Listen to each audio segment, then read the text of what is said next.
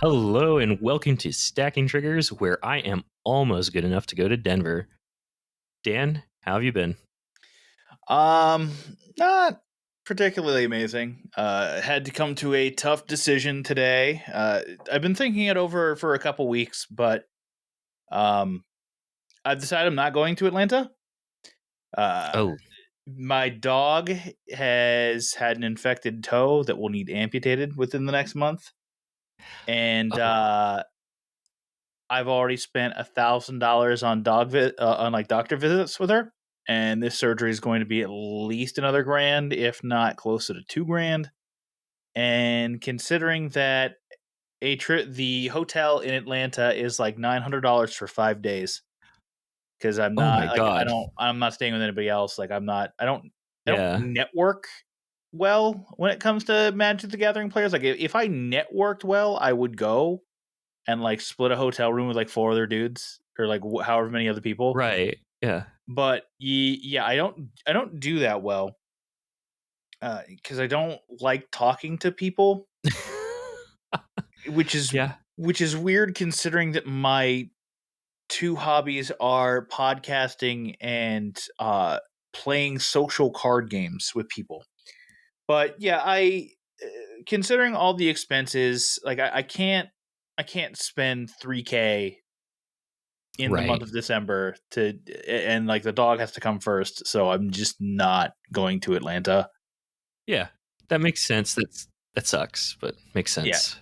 Also, boy, I hate the Pioneer decks so much. They're so bad. They're all from a deck building perspective. They're all just so terribly built. Like I played a little bit of Rakdos mid range in a league that no one will ever see, and it's just miserable to play. Like, how does I don't understand how anybody likes playing that deck because it's just like oh look, I happen to have things on curve. Okay, oh I didn't draw the things I need to. Guess I lose, and it's just like good. Look, most of the time good stuff kind of sucks, and I'm sure like Yeah. Rakdos mid range is gonna win the fucking RC anyway. But like, man, that deck is just like you're hoping and praying that everything comes together and then all of your cards just line up.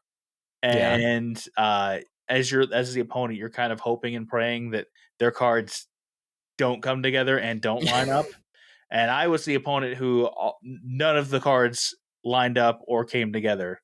Yeah. After playing Legacy for a bit, and unless you're a lands matters deck, you typically run 17, 18 lands. Yeah, I think that runs 24. The Rakdos mid range deck. That feels like so many to me. Now I have to look, but like it's the land base in Pioneer is just dreadful as it is. I already hate it. Yeah. Like I've said it multiple times. If you're running three colors, you just want to lose to You're variance. insane. Yeah. So let me see if I can find a Rakdos mid range. Mono green is fine. Is it Phoenix runs 18 lands? They also have a lot of cantrips They can't and trip a ton, so filtering. that's fine. Yeah. Rakdos Sacrifice has 22 lands, so yeah, I feel like Rakdos mid range is close to that. See Yeah. if anybody's even playing Rakdos Sacrifice or mid range. 26 lands I'm seeing. That's so many. That sounds dreadful. That just sounds like the most dreadful experience of my life. The mono white deck plays 20 and 20. I hate it. I hate it so much. Well, the good thing at least with the mono white deck is that it has some utility lands also mixed in there. Like you have your Mutavaults, you have your Iganjos, which are most of the time spells. You have your Castle Ardenvales, which can be a white mana producer, or it can get you a token. So like Mm-hmm. the mana base is flexible enough that it does stuff, but like yeah, the fact that you're running 14 basic planes and you're just like, I Yeah. guess this is the deck.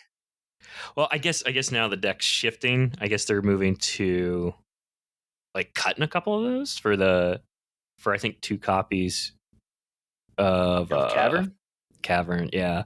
I think they're going down on that and they're reducing I think it's down 1 plains and 1 Aganjo. I think is what they're, or maybe it's 1 castle. Maybe it's 1 plains and 1 castle. I think if you're cutting any 2 lands, it's 2 castle. Yeah. Like, you shouldn't be cutting planes. Well, Like, they're starting to run Get Lost now instead of ossification. that sounds right. So like you can go down on the basics at that point if you cut I guess that's ossification. true. But then, Yeah. like, you're still not running Castle Art. Like, if you're cutting basics, you're not.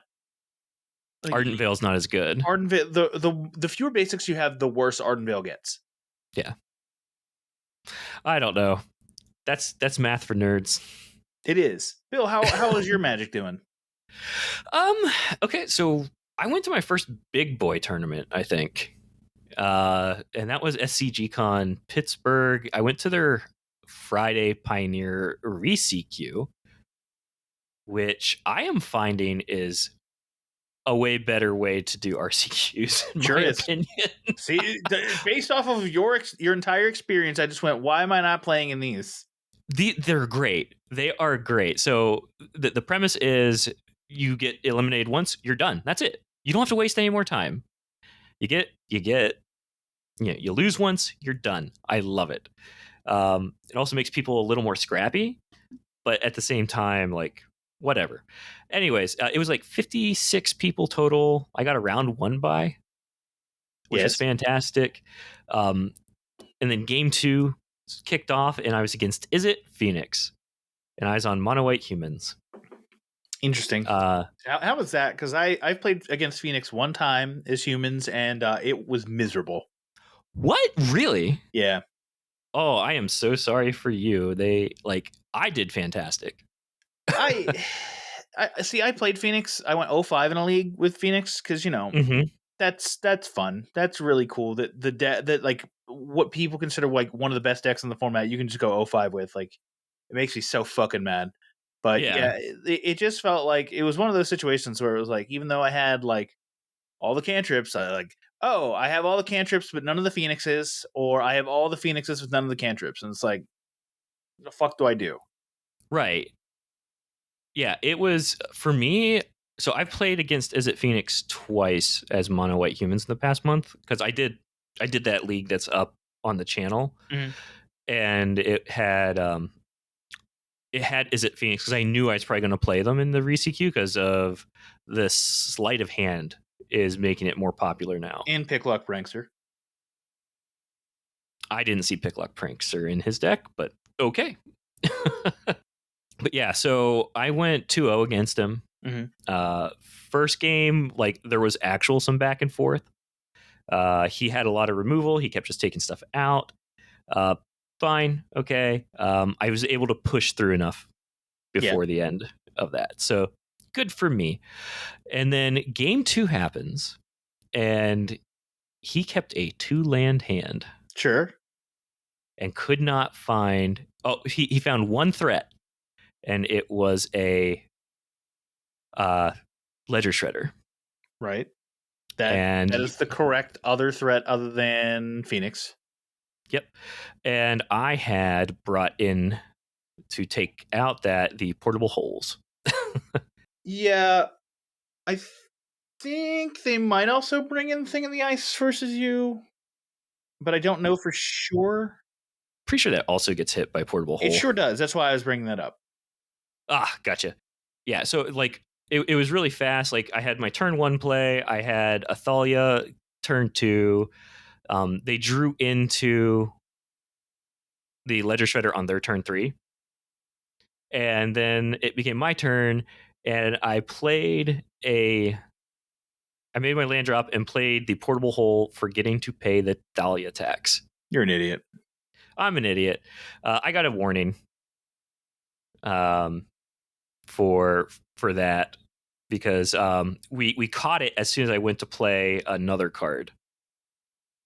Yeah. Like, and we both missed it. We both were like, oh shit. we didn't mean to do that. Yeah. And it's not optional. It's not like Ward. You have to pay the additional mana. You can't just like not pay the additional mana. Yeah. So we ended up rewind. The judge had me rewind up until the point that I had played that, and then just tap an additional land. So yeah. Anyways, I still still played through. He did not find another threat and had apparently things that were very large in hand that was more than 2 mana. He just kept draw, pass, go, draw, pass, go. I don't know what he had in hand. Treasure Cruise, Phoenixes, Fables, maybe. Yeah, that has to be it because he did not do well. But yeah, I beat him. That was easy. Game 3 comes along, and my opponent is on Gruul Boats. Mm-hmm. But typically not a good mono white humans matchup. Terrible matchup. He dropped right as the round started. So wait, why? Yeah, he originally came to the event to do Two-Headed Giant with his friends. Sure.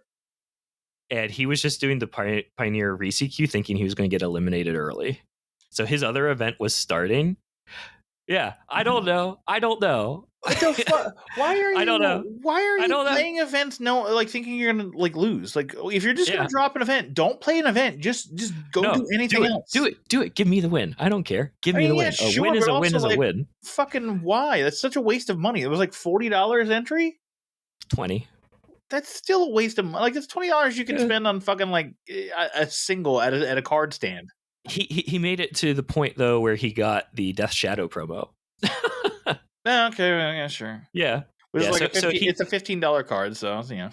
Yeah, so he made it to that point, and it was fun. But this is a tournament now where I've had to wait for 2 hours and not play. Not to mention, I was there an hour early to make sure I didn't hit any kinds of traffic. Right. Getting to the event. So I've been waiting for 3 hours. 3 hours. 3 hours. That game wraps up. And, right before my opponent dropped, I saw somebody else was on Mono White Humans.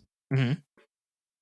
And so, like, I talked to him for a little bit, and then turns out that the Mono White Humans was the second most played deck in that tournament. I think there were 4 Mono White Humans players in the top 8. Right. 3 of us were from the same Discord, the Humans channel Discord. The Humans channel Discord. Yep. Yeah. So I played this other guy who's been doing a lot of Mono White Humans. Unfortunately, failed in game 3. What happened?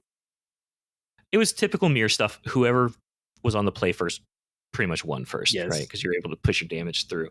So game 1, I was on the play and was able to get through. Game 2, he was on the play, was able to get through. Game 3, it grinded out.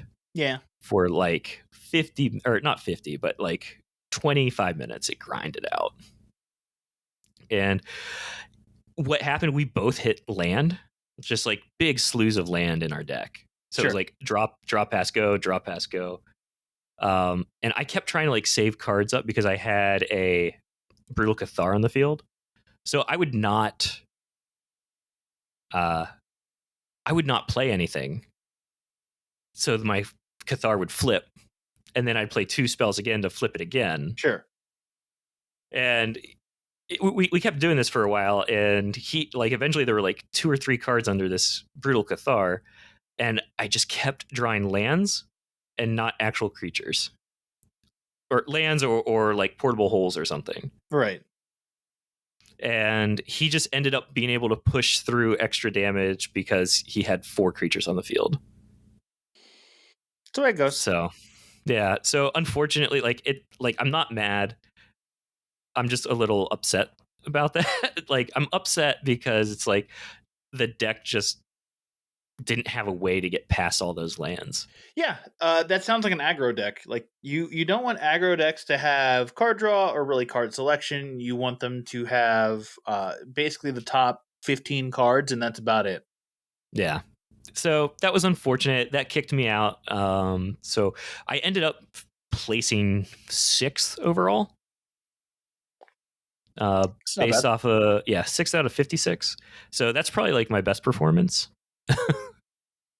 Mono White ended up winning the whole thing.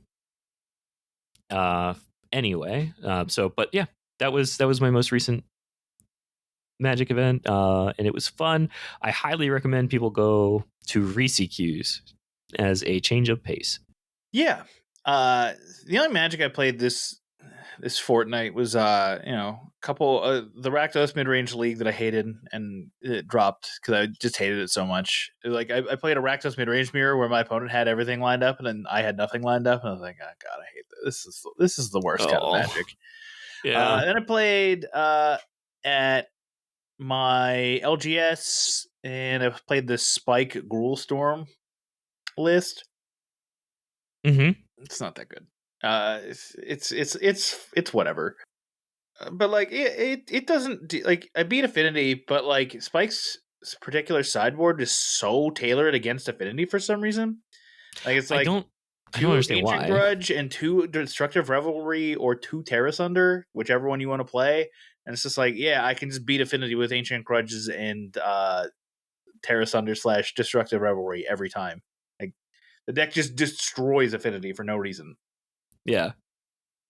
I think it's because a lot of the decks that end up being broken are like have some sort of artifact component to them, right?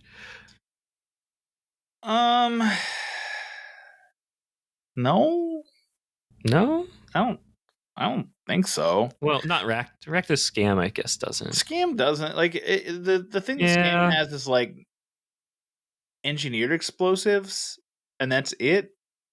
And engineered explosives doesn't do well. I guess it could, because you could have like Ragavan DRC or Questing Druid, Goblin and Narcomancer, which Mm-hmm. that was the worst part. Was that like every time I played a Narcomancer, it was immediately answered, and I was like, okay, so I get no value out of this. Great.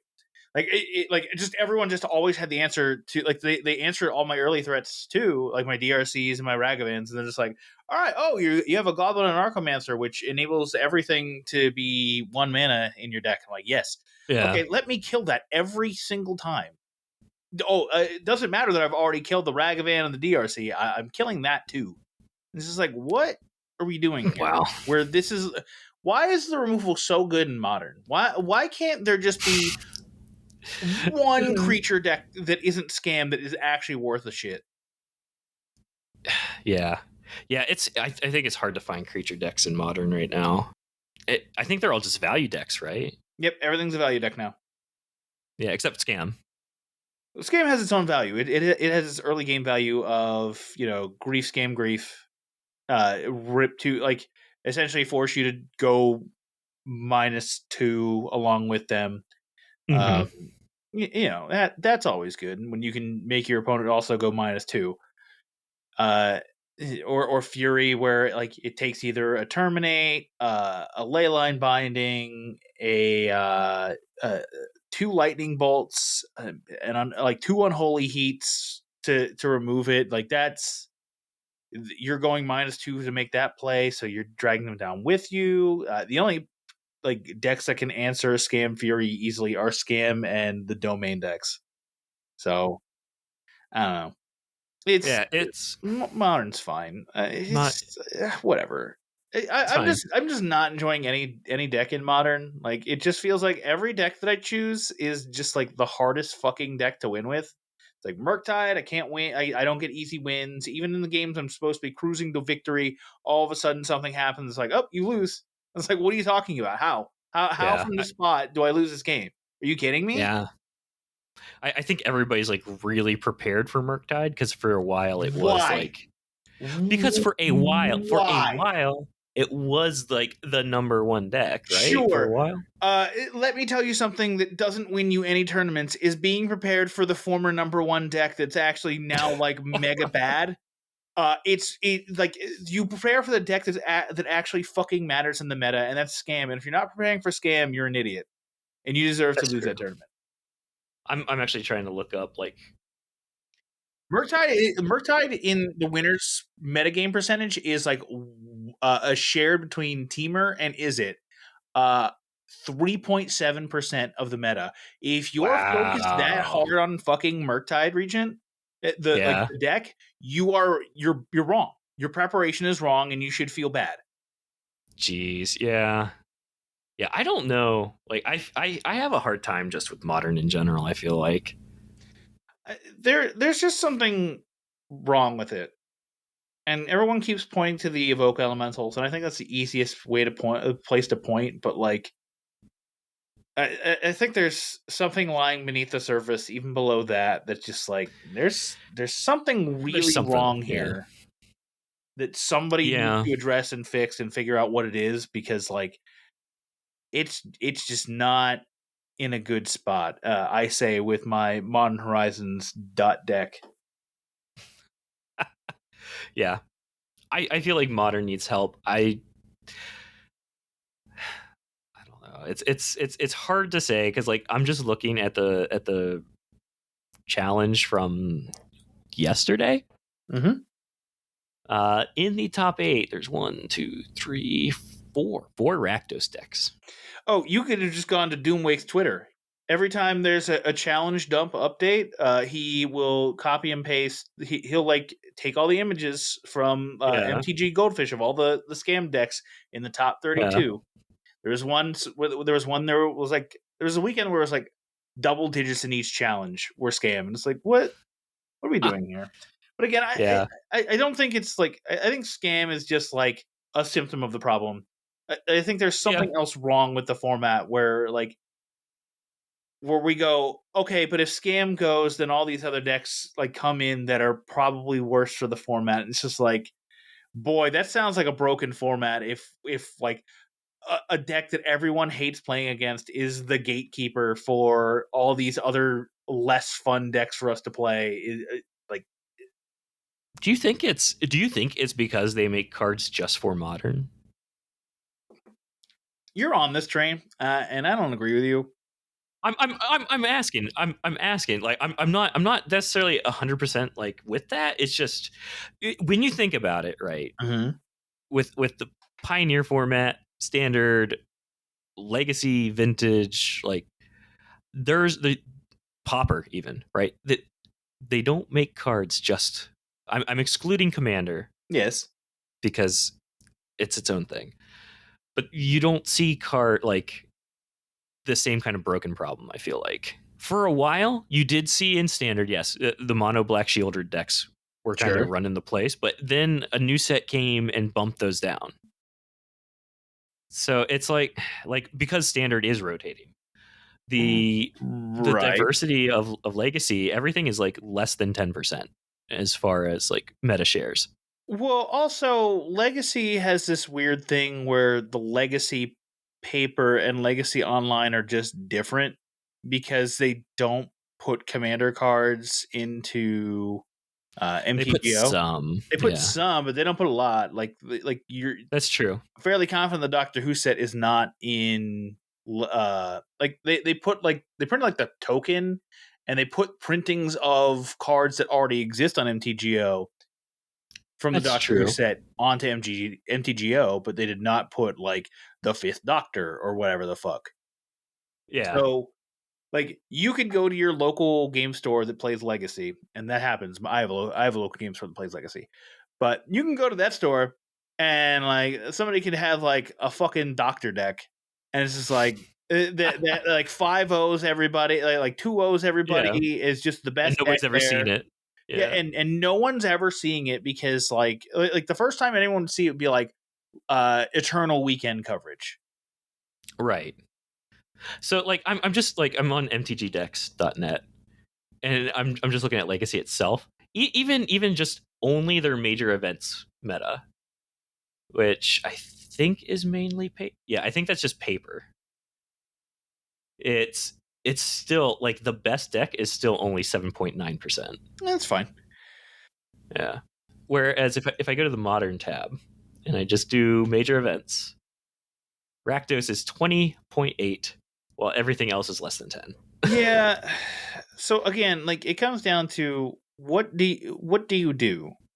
Because again, if Rakdos is the gatekeeper that is saving us from all the ring decks, all the beans decks, and like it's really hiding how broken ring and beans are, Yeah. then you can't just solve the format by banning grief. And I know that's like the easy solution for, just ban grief or ban all the MH2 elementals. I feel like there's something lurking beneath the surface, just sitting there waiting for them to happen, and then it's just going to explode and make this incredibly unfun format for everybody that everyone's going to hate and be like, oh, this is even worse. I wish the elementals would come back. Like, yes, I do think Scam needs to be taken down a peg. I don't know where. Yeah.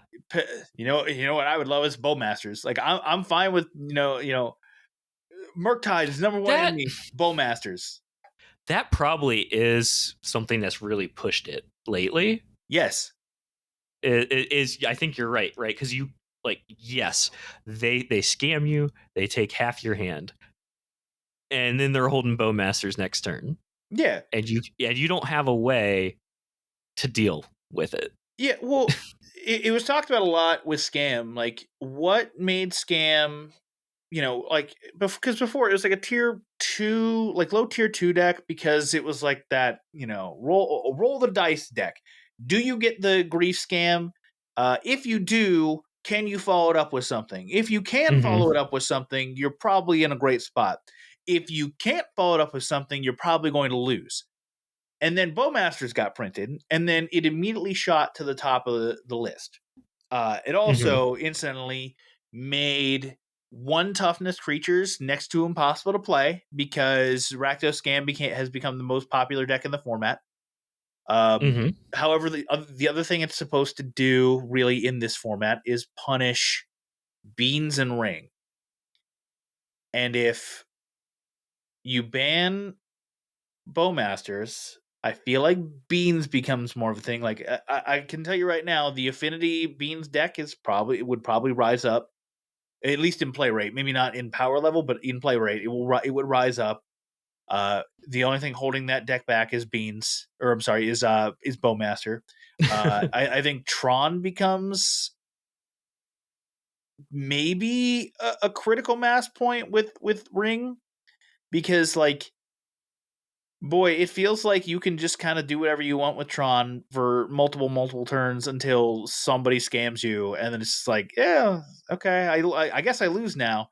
But like, Yeah. go back to my league that I played with Tron about a month ago. I felt like I could fucking play in any order that I wanted to, and I would still win. And for the most part, that was true until I played against Scam. And then it was just like, oh, they just have the nuts, and I can't. Like, they have Fury. I don't have Dismember. I just kind of lose all my pressure here, and can't can't build a board fast enough. Okay, that happens. I think a lot of it too is just this constant reprinting of one black instant, or like 1 mana instance that brings things back when they die. Yeah. I think we've gotten to what, 3 in the last year? No, it's more than that. It's more years than that. More years than that? Okay. Because it feels like a lot. It's Feign Death, Undying Malice, and Not Dead After All. And Feign Death and Undying Malice were in 2021. Okay. So I feel like that they have a large density of those types of spells. And with that, and the density of two cards that they could easily evoke out on Scam, or on turn 1, and get that creature back is, I think, part of it as well. I think banning Bowmasters and then banning Not Dead After All are the 2 solutions, because that takes them off the Undying Evil plan.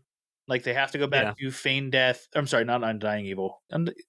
Yeah, it is Undying Evil. It puts them back onto Feign Death / Undying Malice, Right? Which I'm fine with, like, because they.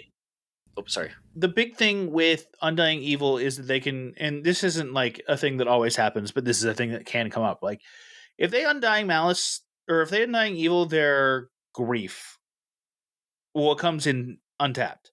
So now you can't even backswing. Like, you can't, like, I don't know, like top deck Ragavan dash Ragavan to like rip a card off the top of the library. No, the grief can fucking block it. So now, or like the Fury can block it. So like now you're just kind of like, all right, well, I hope I draw removal spells that do something here, because otherwise, like this thing just sticks, and it's Yeah. It's rough.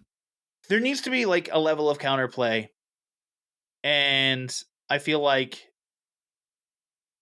the Feign Death Undying Malice was a level of counterplay because it allowed like it they obviously still can't attack with it, but like it coming back to the battlefield tapped always was the best way to go through it, and make them like use stuff that they shouldn't, like they like make them really have to think about it. Otherwise, they're just like, oh yeah, oh I can bring this back untapped, and I know it's only 2 copies played in the deck, but like it's still the thought of it too, right? Not only that, but also like if you do end up having a removal spell that destroys instead of exiles, they have that Undying Evil active because there's no counter on it. I think the other ones put counters on it, which turned off the Undying Evil. That is correct. That is why they couldn't Undying Evil, because like they got the +1/+1 counter, and you couldn't give it. You can't target it because like it's like Young Wolf.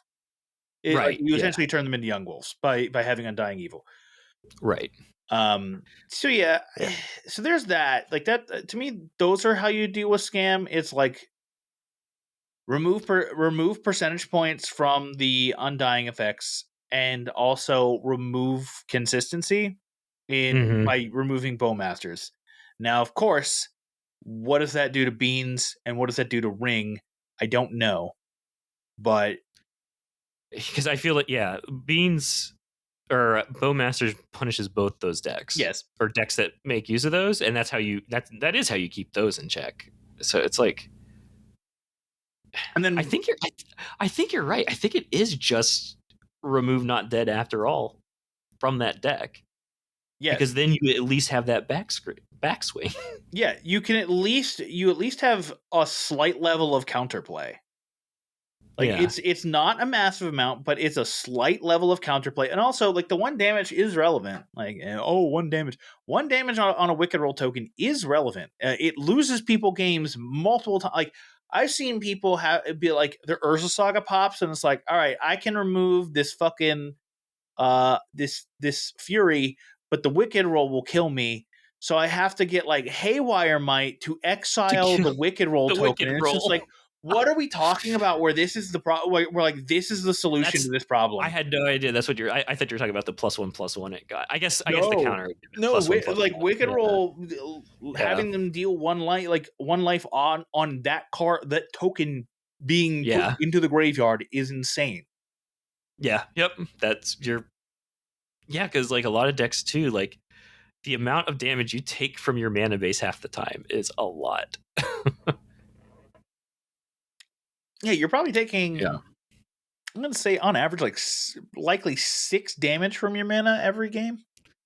Yeah, if you're trying to run a lean deck that's just fetching 2 shocks, probably. Yeah. Yeah, I mean, yeah, you're at least fetching.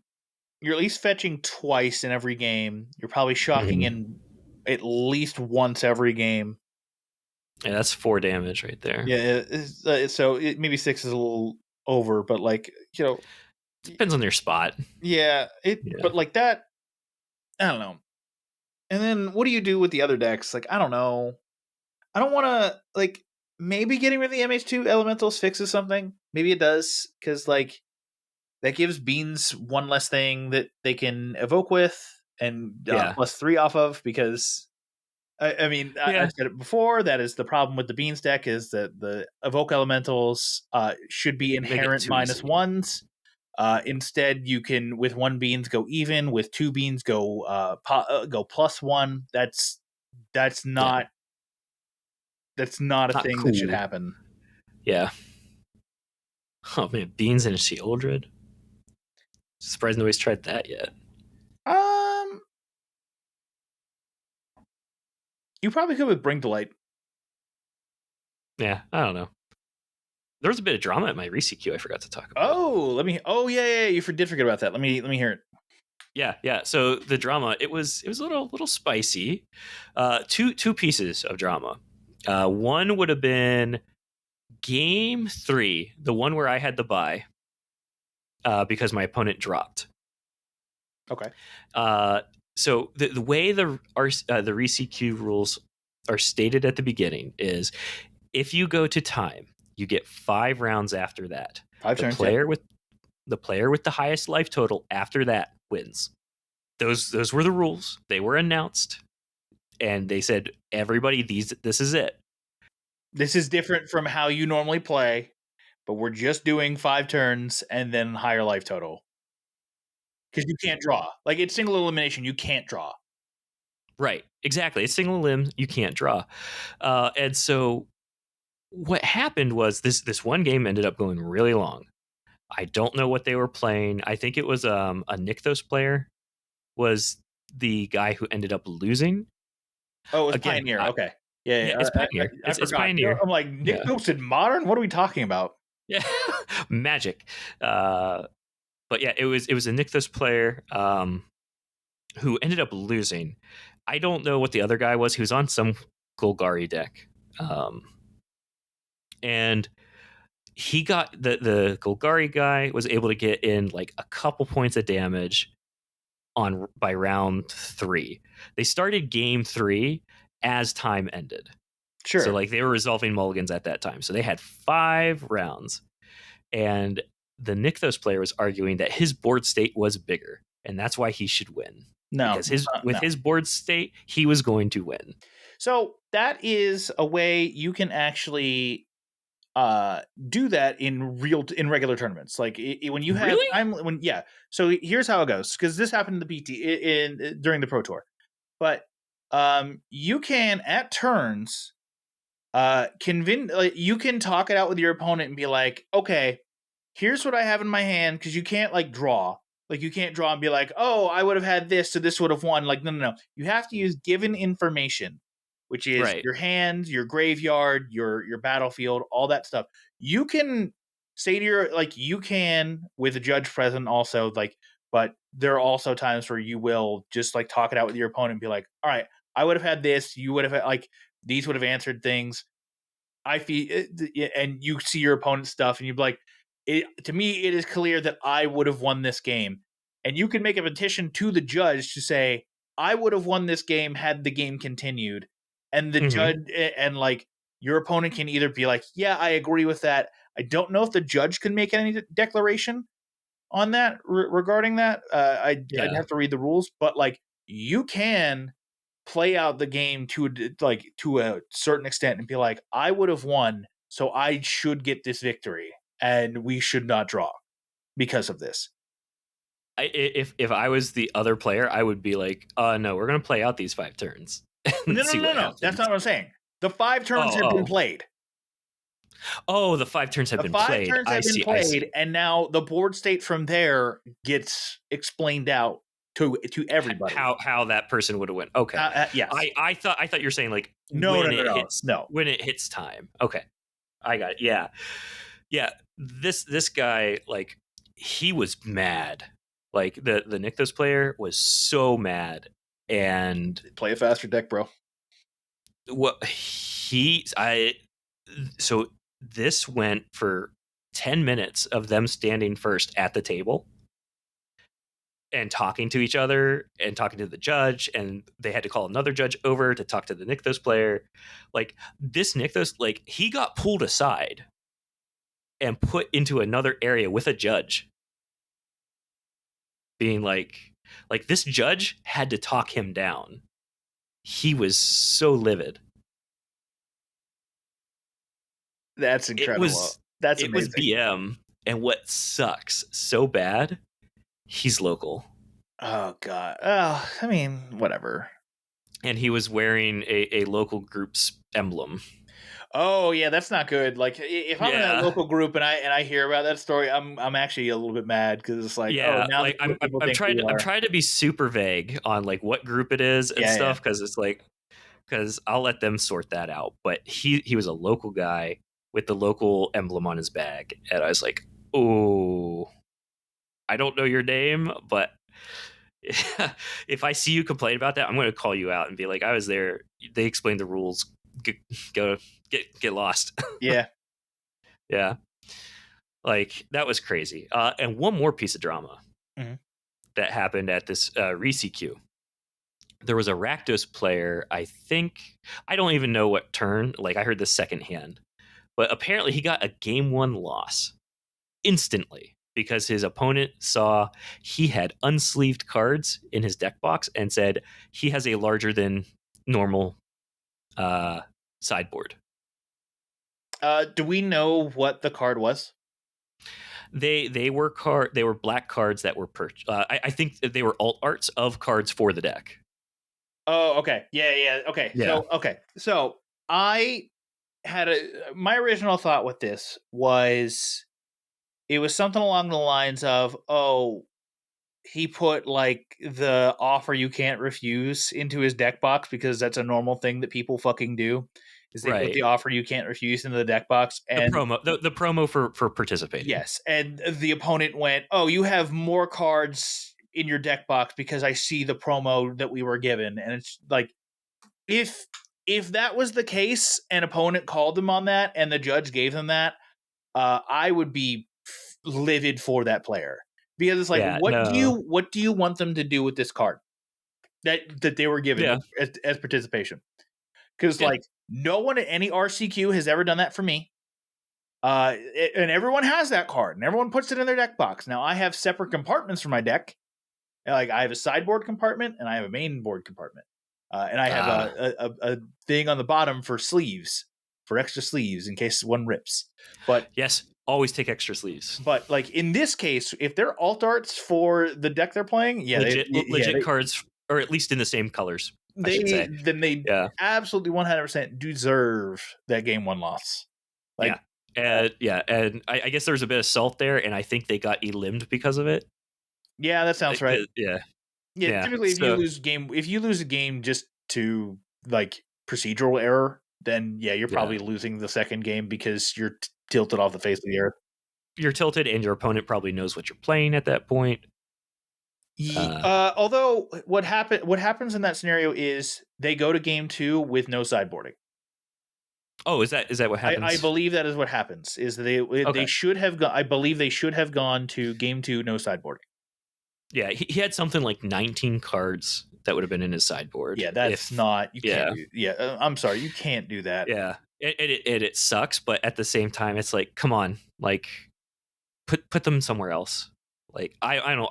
All the cards I bought at that thing, I don't know. I wear button ups a lot, or I'll wear like shirt, a coat that has like a breast pocket, right? And I'll put my cards in those breast pockets. Yeah, I'll put them in the top of my backpack, or like I'll put them in a separate compartment that people aren't aware of. Like they would have to tell a judge, like, hey, go through his entire deck box to find it. Because like it's the academic. Like here, I'll show you. So you have, and this is only for the video people. So you have the academic, which is the prof thing. So here's like the main compartment where you put like your main board. You can also put your sideboard there, but I don't do that. And then there's this flip thing that you can open up, and right here you will see a sideboard with tokens and such. And then below that is an extra compartment that I would use to have sleeves. I see. So like that's where I would put the extra cards, is in this compartment, because I'm never going to pull out this compartment in the middle of a game unless a sleeve rips or breaks or something like that. Right. That makes sense. So like if my opponent went, hey, I believe my opponent has extra cards sitting in their deck box, and a judge went through it and looked through this and saw extra cards sitting in the bottom, and I got a game loss with sleeves. That'd be hard to stretch, I think, especially if unless your extra card was in the same sleeve as your deck, right? Like the same color. Yeah, to me, if cards are unsleeved, although the problem with that is people who do the thing where like they don't have enough sleeves and the sleeve breaks, so they're like taking one card out after a thing and putting in the sideboard card. That's where that gets nebulous. So I understand that. I don't know. Yeah. it's weird. It like I'm fine with the rule, but I feel like in my particular case, common sense wise, it's very obvious that I am not because of the compartments. Like that, Right. You're not mixing because this is they're obviously the separate. sideboard compartment, and this is obviously not the sideboard compartment, considering that it contains empty sleeves and also Mm-hmm. maybe a couple cards that are just chilling there. But like, if my opponent tried to say, "Oh, they have extra cards in their sideboard," to be like, What are you fucking talking about?" And Right. also, if you're gonna do that, catch me outside. Yeah. But like, yeah, that was like, I think that was the most drama I've ever seen at a Magic thing in my life, and I feel like I've gone to like a decent amount of like Yeah, RCQs and like I've never Friday Night had that Magics. problem in an RCQ. Like, Yeah, I've never. I still think the most wild thing was the disagreement with the rules that were explained ahead of time. Yeah, that's just your fault for not paying attention. Like, because Yeah. people, you see it during RCQs, but like people are just like fucking talking when the judges, like head judges, explaining rules. Like, hey, here's all the rules you have to be aware of for this tournament, and they're Right. just like, hey man, my fucking dog is like he's a rock star, and it's like, what are you talking? Who cares? No one cares about your Yeah. fucking whatever. Like, let the rules be explained, please, so we don't get DQ'd because we didn't hear the fucking rules. Yeah.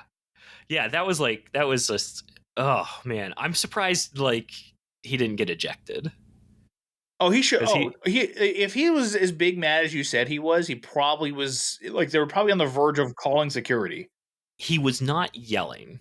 He was not to the point of yelling, but he was definitely very disagree, like on the verge of tears.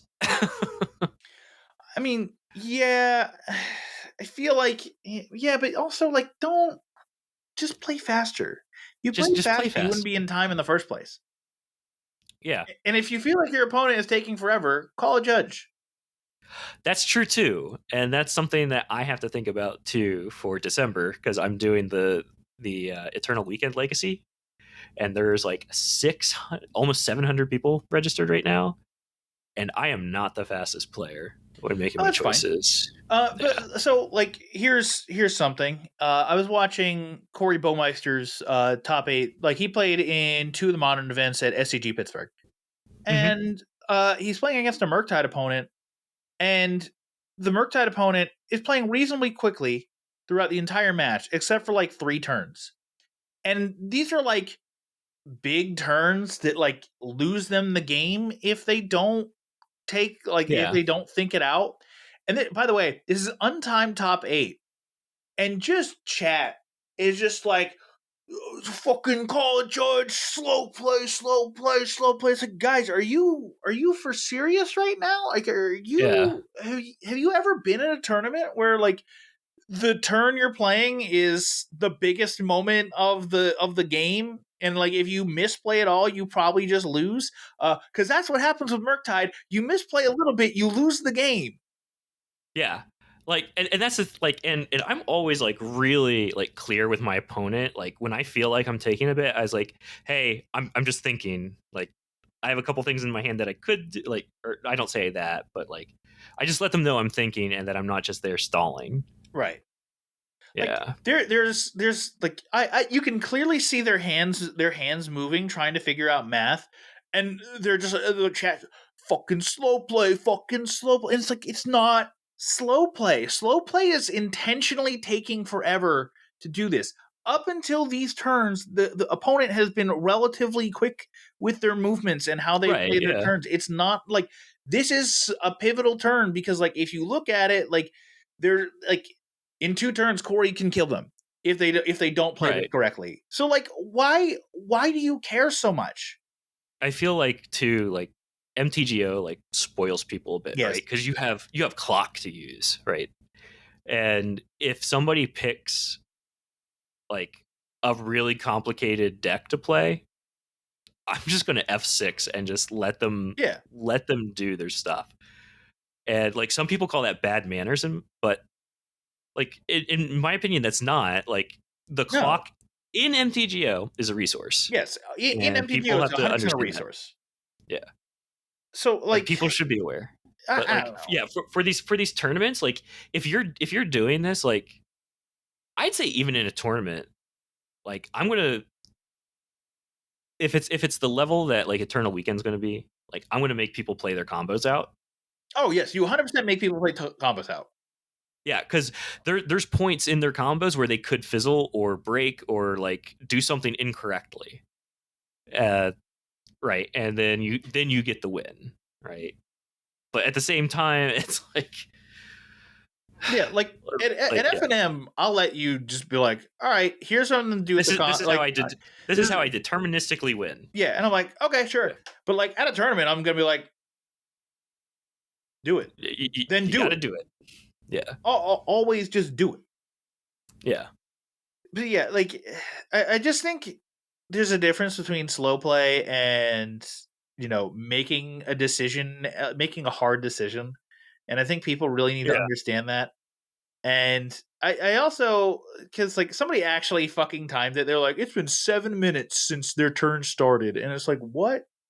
Why are you like this? Why do you care? Like what? Why did you time it? Why are you timing it? And also, Yeah. I'm pretty sure they're still under the 50-minute time limit. Although I'd want to go back and watch and just be like, is that the case? Are they under the 50-minute time limit? And if they are, who cares? But also, like, it's top 8. Like top 8. It's top 8. Yeah. For a very healthy cash prize. Like yes. I think even 8th place, like 5th through 8th, is still like $500. Like that's a lot of fucking money. Yeah. That pays for the tournament and probably like your airfare, your travel, like yeah. part of your travel. Like if you win, you get a ton of it. Like I don't know, man. I just feel like like there's I think there's a fine line between slow play and hard decisions. And I think slow play is when somebody goes, okay, it's turn 1, and they go think really hard about their turn 1, and it's like, huh, and they're taking Basic forever on island that turn pass. 1, and then it's just like land pass, and it's like, okay, well, what was that? Like, yeah, scam players make an easier decision of like scam players get like a land, a grief, and 5 other black cards, and they're just like, which of these black cards is worst? Oh, okay, okay, immediately throw away the worst black card, play the grief, scam the grief, done. Like, yeah. come on. Yeah. Like, there's a difference between like literally slow playing and like I said it a million times. So like they also misplayed too, because they should have played it. Like they got greedy and should have played a fury to like wipe part of the board, and they didn't. They didn't do it. And they just lost off of that. And people were like, and it's like, well, guys, that's why you can't rush these people, because like they shouldn't have made they're being rushed, so they're probably like shouldn't have made that play in the first place. They felt like they had to do something and grade out. And it's like, no. I don't know. Yeah. Just shut the fuck up. Just shut the fuck up. That's top 8. Just who cares? Who cares? It's top. Yeah, that's the thing too. It's top 8. There's how many matches? Untimed top 8. Yes, there are people who deliberately slow play, but if you're deliberately slow playing in top 8, you probably should have been caught a long time ago. Yeah. Like, jeez, that just makes me like, I can't believe people were being that crazy. Oh, it was actually insane. And that was the entire chat? It wasn't the entire chat. Like, I was trying to defend the person. I was like, guys, do you understand what we're doing? They're like, no. What I said was like, chat, anytime a turn takes more than 2 seconds, fucking slow play. Slow play. And that's when the guy responded back with, oh, it's been 7 minutes since he made his last game action. And I went, and then? And their response to that was, what does that mean? And it's just like, it means that shut the fuck up. I don't care. Like, yeah. And then what? Like, what about the 7 minutes that made your life worse? Yeah. Like, go get a pizza or something. I don't know. I'm sorry, I ranted there about slow play, but like, I've personally never experienced slow play ever. Yeah, I don't think I have either. Like, there was one time, I think maybe, where we could have called slow play, but it was the last RCQ I went to, the only modern RCQ I did all season, and it was against the only game I won. It was Rakdos Scam, and I beat him. Nice. Yeah, but like it was yeah, like the guy's turn was just starting to take a really long time because he had just gotten out of just land pass, and like, but he couldn't deal with my Leyline of the Void, so he didn't know what to do. Yeah, there was a point in my one of my RCs where it was like, okay, we're kind of getting to that point. Like, you only have like 3 cards in hand. Like, the decision you have to make here can't be that hard. Like, Yeah, let's pick it up a bit here. But outside of that, like, I've been asked to pick up play once. It was I was playing Prowess against Murktide, and it's like, oh, that's rough. like, what do you want me to do? Like, I Who have asked you to to just pick kind up? of like Was draw it past sometimes because like you have things and I don't, and I have to wait for you to do something before I can try to do anything for you. Like, was it your opponent that asked you to pick up yes, play, or and I'm like, rude? well, also they went to time in the previous round, so it's like, well, maybe the problem's you. That's true. That's true.